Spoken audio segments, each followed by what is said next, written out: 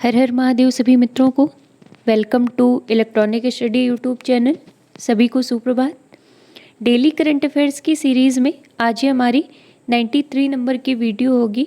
और जैसा कि आज है 1 अक्टूबर, तो डेट से संबंधित जितने भी महत्वपूर्ण करंट अफेयर्स होंगे वो हम इस वीडियो में देखेंगे।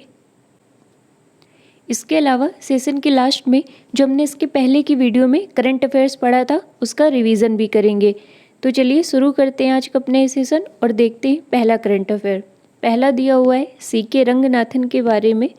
तो अभी हाल ही में सीके रंगनाथन को अखिल भारतीय प्रबंधन संघ यानी AIMA के नए अध्यक्ष पद पर नियुक्त किया गया है। तो ध्यान रखिएगा कि अभी अखिल भारतीय प्रबंधन संघ के नए अध्यक्ष पद पर नियुक्त हुए सीके रंगनाथन। देखिए, नियुक्त की बात हुई है तो कुछ अन्य नियुक्तियां देख लेते हैं। मैंने आपको बताया था इंदु मल्होत्रा के बारे में, जो अभी हाल ही में Delhi and district cricket association की नई लोकपाल नियुक्त हुई थी। इसके अलावा श्रीकांत टी, ये भी हाल ही में डिप्टी इलेक्शन कमिश्नर के पद पर नियुक्त हुए थे। अभय कुमार सिंह, इन्हें अभी हाल ही में सहकारिता मंत्रालय के पहले संयुक्त सचिव के पद पर नियुक्त किया गया था। धृति बनर्जी, ये भी जूलॉजिकल सर्वे ऑफ इंडिया के महानिदेशक के पद पर नियुक्त होने वाली पहली महिला बन गई थी। अजीज अख्खानौज, ये मोरक्को के नए प्रधानमंत्री बने थे। विजय गोयल अभी हाल ही में गांधी स्मृति और दर्शन समिति के अध्यक्ष बने थे। सरदार इकबाल सिंह लालपुरा, इन्हें अभी राष्ट्रीय अल्पसंख्यक आयोग के अध्यक्ष पद पर नियुक्त किया गया था। रणधीर सिंह एशियाई ओलंपिक परिषद के नए कार्यकारी अध्यक्ष के पद पर नियुक्त हुए थे। सतीश पारेख, इन्हें अभी हाल ही में international road federation of India का अध्यक्ष चुना गया था। निर्लेप सिंह राय, ये नेशनल फर्टिलाइजर लिमिटेड के नए अध्यक्ष पद पर एवं प्रबंध निदेशक के पद पर नियुक्त हुए थे। हर्ष भूपेंद्र बंगारी, ये अभी एक्सिम बैंक यानी कि export import bank of India की नए प्रबंध निदेशक के पद पर नियुक्त हुई थी। SL त्रिपाठी, ये केंद्र सरकार ने अभी SL त्रिपाठी को United India insurance company limited का CMD नियुक्त किया गया था। तो यह कुछ महत्वपूर्ण नियुक्तियां थी जो पिछले दिनों हुई थी। अगला देखते हैं, दिया हुआ है अंतर्राष्ट्रीय अनुवाद दिवस के बारे में। तो अंतर्राष्ट्रीय अनुवाद दिवस को हम प्रत्येक वर्ष 30 सितंबर को ऑब्जर्व करते हैं। और जो इस वर्ष का विषय रहा है वो रहा है यूनाइटेड इन ट्रांसलेशन। इसका उद्देश्य क्या होता है? तो संवाद, समझ और सहयोग को सरल बनाने वाले भाषा अनुवाद के पेशेवरों को एवं उनके काम को सम्मान देने हेतु हम प्रत्येक वर्ष 30 सितंबर को अंतर्राष्ट्रीय अनुवाद दिवस के रूप में ऑब्जर्व करते हैं। अगला देखते हैं, दिया हुआ है UNHCR नानसेन रिफ्यूजी अवार्ड के बारे में।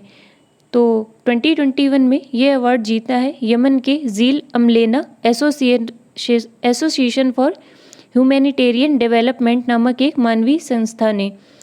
और यह दिया किसको जाता है? यानी कि जो UNHCR नानसेन रिफ्यूजी अवार्ड है, यह दिया जाता है शरणार्थियों, विस्थापित व स्टेटलेस लोगों की रक्षा के प्रति जो भी व्यक्ति अपने कर्तव्यों का निर्वहन अच्छे तरीके से करता है एवं उनकी मदद करता है, तो ऐसे किसी व्यक्ति को या संस्था को UNHCR नानसेन रिफ्यूजी अवार्ड से सम्मानित किया जाता है। तो इस वर्ष ये मिला है यमन की एक संस्था को। अगला देखते हैं, दिया हुआ है एल्डर लाइन के बारे में। तो अभी हाल ही में एल्डर लाइन को शुरू किया गया है वरिष्ठ नागरिकों के लिए सामाजिक एवं न्याय मंत्रालय के द्वारा। और वर्तमान में जो सामाजिक न्याय और अधिकारिता मंत्रालय के मंत्री हैं, इनका नाम है वीरेंद्र कुमार। तो इनके द्वारा एक एल्डर लाइन की शुरुआत की गई है और ये पहली अखिल भारतीय हेल्पलाइन होगी। और इसका नंबर क्या है? तो 14567 इसका नंबर है। जैसा कि मैंने बताया कि वर्तमान में सामाजिक न्याय व अधिकारिता मंत्रालय के मंत्री हैं वीरेंद्र कुमार। तो इन्होंने भी हाल ही में तापस पोर्टल की भी शुरुआत की थी, तो यह भी आप ध्यान रखिएगा। अगला देखते हैं, दिया हुआ है नज़ला बौदेंत रमज़ानी के बारे में। तो ट्यूनीसिया की पहली प्रधानमंत्री के रूप में ये नामित की गई हैं। जो ट्यूनीसिया के राष्ट्रपति हैं उनके द्वारा इनको नामित किया गया है।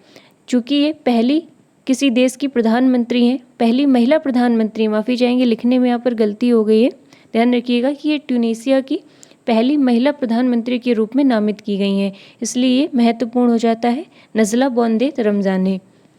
अगला दिया हुआ है उत्तर कोरिया के बारे में। तो उत्तर कोरिया देश ने अभी हाल ही में पूर्वी तट से हवासोंग 8 नामक एक हाइपरसोनिक मिसाइल का सफलतापूर्वक परीक्षण किया है। तो यदि आपसे पूछा जाए हवासोंग 8 किस देश की मिसाइल है और किस प्रकार की मिसाइल है, तो देखिए ये उत्तर कोरिया की मिसाइल है और हाइपरसोनिक इसका टाइप होगा। अगला देखते हैं दिया हुआ है लुइस हैमिल्टन के बारे में। तो लुइस हैमिल्टन 100 फार्मूला 1 रेस जीतने वाले पहले फार्मूला 1 ड्राइवर बन गए। लुइस हैमिल्टन के बारे में मैंने आपको बताया था, जिन्होंने भी हाल ही में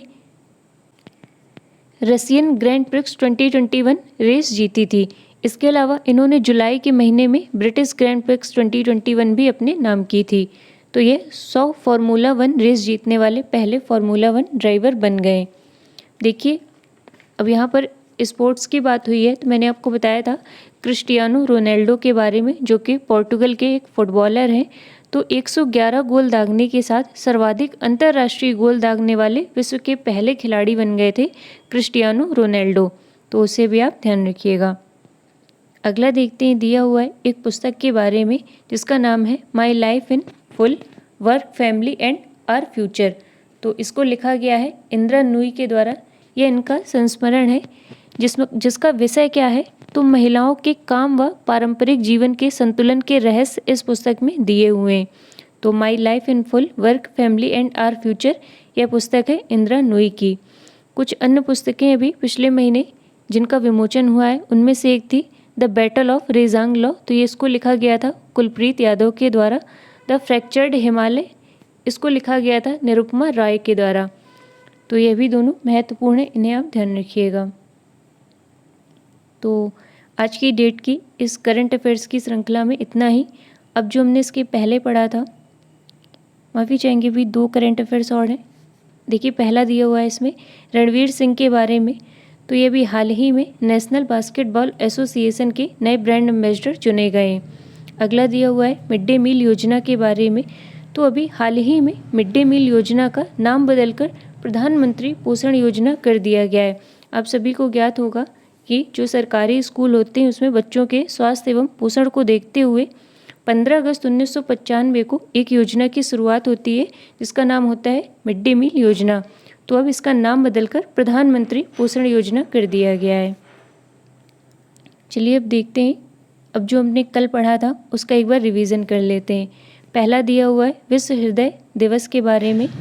तो इसे हम ऑब्जर्व करते हैं 29 सितंबर को। और इसका उद्देश्य क्या होता है, तो हृदय रोग व स्वास्थ्य संबंधी मुद्दों को लेकर लोगों में जागरूकता लाने हेतु प्रत्येक वर्ष हम 29 सितंबर को विश्व हृदय दिवस के रूप में ऑब्जर्व करते हैं। और इस वर्ष इसकी थीम रही है यूज़ हार्ट टू कनेक्ट। अगला हमने पढ़ा था comptroller and auditor general GC Murmu के बारे में।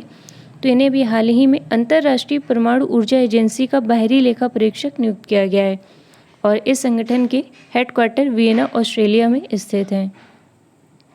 फिर हमने पढ़ा था जुडिमा राइस वाइन के बारे में। तो ये असम की होममेड राइस वाइन है, जिसको अभी हाल ही में जीआई टैग प्रदान किया गया है। इसके अलावा हमने पढ़ा था सोजत मेहंदी के बारे में, जो संबंध रखती थी राजस्थान से। मणिपुर की हाथी मिर्च और तामेंगलोंग ऑरेंज को भी अभी हाल ही में जीआई टैग प्रदान किया गया था। और ये जो जुडिमा राइस वाइन है, ये जीआई टैग पाने वाला पूर्वोत्तर भारत का पहला पारंपरिक पेय बन गया है, जो कि डिमासा समुदाय के द्वारा बनाया जाता है। चावल को किण्वन प्रक्रिया के द्वारा इस वाइन का निर्माण किया जाता है। अगला दिया हुआ है शांति स्वरूप भटनागर पुरस्कार के बारे में। तो ये भारत का सर्वोच्च विज्ञान तकनीकी पुरस्कार होता है, जो कि इस वर्ष मिला है 11 वैज्ञानिकों को, जिनमें से भौतिक विज्ञान में दिया गया है कनक साह को, रासायनिक विज्ञान में दिया हुआ है कनिष्क विश्वास और टी गोविंद राजू को, जैविक विज्ञान में अमित सिंह और अरुण कुमार शुक्ला को शांति स्वरूप भटनागर पुरस्कार से सम्मानित किया गया है। अगला दिया हुआ है हरियाणा के बारे में। तो हरियाणा राज्य ने गुटखा पान मसाला पर लगे प्रतिबंध को सितंबर 2022 तक के लिए बढ़ा दिया है। हरियाणा की बात हुई है तो वर्तमान में यहाँ के मुख्यमंत्री हैं मनोहर लाल खट्टर और राज्यपाल हैं बंडारू दत्तात्रेय। और अभी हरियाणा में ही भारत के पहले ग्रेन एटीएम की शुरुआत हुई थी। हर हित स्टोर योजना की शुरुआत भी हरियाणा से ही होती है। इसके अलावा 1 ब्लॉक 1 प्रोडक्ट योजना भी हरियाणा की थी। अगला है परशुराम कुंड के बारे में। तो ये एक हिंदू तीर्थ स्थल होगा जिसका विकास किया जा रहा है भारत सरकार के द्वारा अरुणाचल प्रदेश के लोहित नदी में, जो ब्रह्मपुत्र पठार है यहाँ पर। और वर्तमान में जो अरुणाचल प्रदेश के मुख्यमंत्री हैं इनका नाम है पेमा खांडू और राज्यपाल है BD मिश्रा। तो आज के सेशन में अब इतना ही, मिलते हैं अगले वीडियो में, तब तक के लिए धन्यवाद सभी को।